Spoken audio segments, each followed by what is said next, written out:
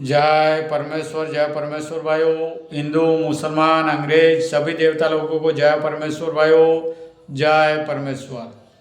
तो भाइयों, सात अनुपदास महाराज लिखी किताब जगत हित कहानी पेज नंबर 215 से पढ़ करके सुनाते हैं।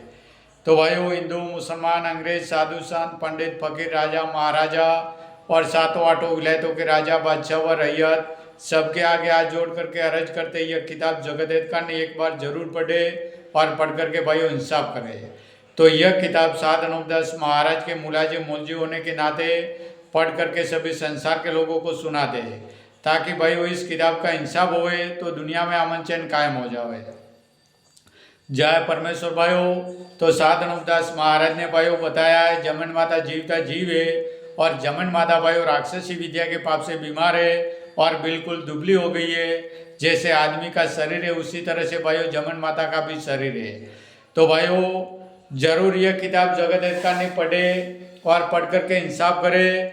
तो आज जो भी संसार में खराबा हो रहा है और नुकसान हो रहा है, तो भाइयों सात अनुपदास महाराज ने बताया है सभी राक्षसी विद्या के पाप से होता है। मालिक के घर से तो मालिक ने सब संसार को सुख व आराम दिया है, किसी को कोई किस्म का दुख नहीं दिया है, हर तरह का सुख दिया है। परंतु दुख भाइयों जब से पड़ा है, जब से राक्षसी विद्या का पाप संसार में चला है, तब से संसार दुख उठा रहा है। जय परमेश्वर भाइयों, जय परमेश्वर। ऊ किताब मुफीद आम मौसुम ब जगत हित कहानी अज तस्नीफ सात अनुपदास मूत वतन मुल्क मारवाड़। यह जगत हित कहानी जिसको श्री अनुपदास प्रिंटिंग प्रेस छावनी एरनपुरा में छाप के प्रसिद्ध किया, तारीख 17 अप्रैल सन 1909 जब वैशाखवती 12 सम्मत 1965। जय परमेश्वर भाइयों। Page number 215। जानवर होता है, फिर इसी तरह से हर एक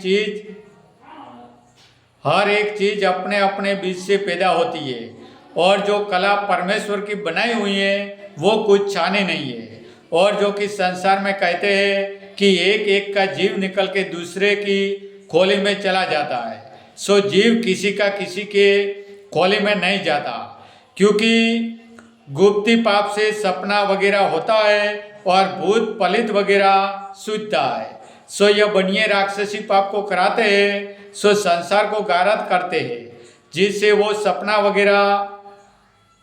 वगैरह ही होता है।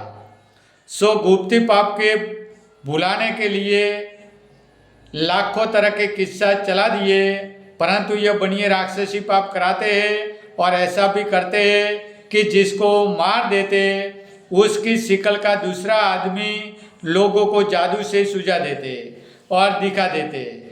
मिसाल इसकी यह है कि जब बाजीगर तमाशा करते तो कैसे कैसे खेल उम्दा दिखाते कि जो मिट्टी का रुपया करके और सब चीजें तरह तरह की दिखा देते।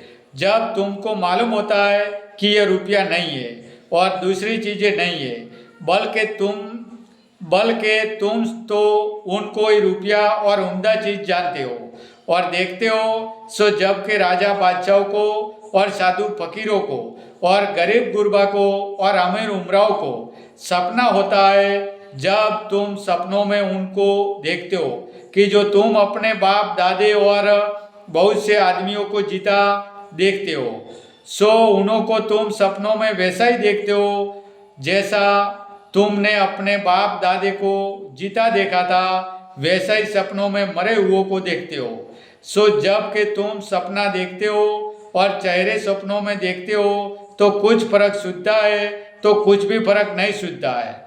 हूबहू वैसा ही चेहरा सपनों में सूझता है कि जैसा उनको जिंदगी में देखा था वैसा ही बाद मरने के सपनों में दिखता है। और दुनिया में भी कहते हैं कि जादू से मुर्दों के चेहरे सुझा देते और बाजीगर वगैरह भी कहते हैं। सो परमेश्वर की कला को तो भूल गए हैं और जादू की कला को ही परमेश्वर की कला समझते हैं। ऐसी बुद्धि वश में कर लिए, सो बाद मरने के सपनों में जो चेहरे दिखते हैं सो बनियों के राक्षसी पाप से ही दिखते हैं, वो पीछे नहीं आते। यह तो बनियों का गुप्ती पाप है सो ये गुप्ती पाप तुम संसार को मरे हुओं का चेहरा होके शुद्ध आए। सो ये सपने तो तुम संसार को राक्षसी पाप से करते। सो सपनों की तो तुम संसार को खबर ही है कि जैसे जैसे सपने कराते कि रात में सोते हुओं को सपना करे तो दिन दिखा दे, और जो दिन में सोते हुए तो उन्हों को सपना करे तो दिन की रात सपनों में सुझा देवे। इसी तरह से मरे हुओं का भी सपना करके सुझाते हैं। सो तुमको मालूम नहीं है क्योंकि 84 लाख कुंडियों के ऊपर। जय परमेश्वर भाइयों, जय परमेश्वर, जय परमेश्वर।